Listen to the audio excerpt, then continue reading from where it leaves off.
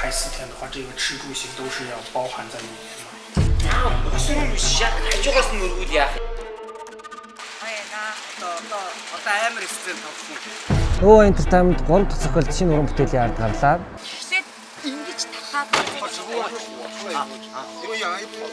нийт киноны маань зураг авалт юм хэсэг 90% нь гадаадад авсан. Тэгээд бид бас өөрсдөө сойрхон ирээр гадны уран бүтээлчтэй бас туршлага солилцож хамтарч сайхан ажиллаа. 嗨，大家好，我是来自中国的制片人，我的名字叫孙金宝。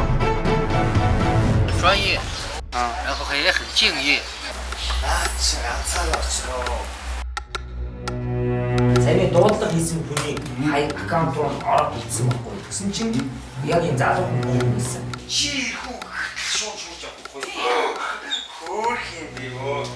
蒙古国，然后在一起合作，然后这次合作呢，让我感触也非常深。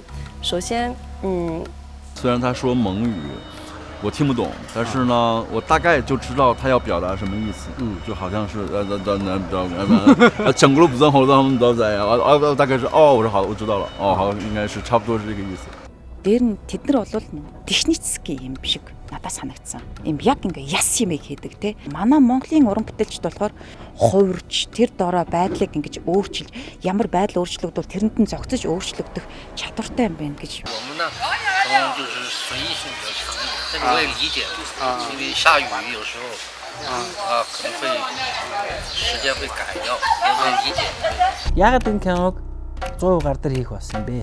Илүү амьдралд ойрхон байх үүднээс одоо яг хажуунаас нь харж байгаа юм шиг те. Энэ нь илүү бас онцлогтой болж чадсан болов уу гэж найдаж байгаа. Техник, тоног төхөөрөмж, объект энэ бүх зүйлдээ маш нарийн анхаарч төлөвлөж тооцоолж маш их одоо хөрөнгө хүч хайсны үндсэн дээрээс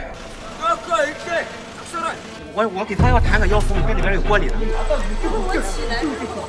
Энд бол кино павильон байдаг. Тэгээ нэг жижигхэн хэсэгт нь юм хуучны газарт нь бид энэ зураг аавна. "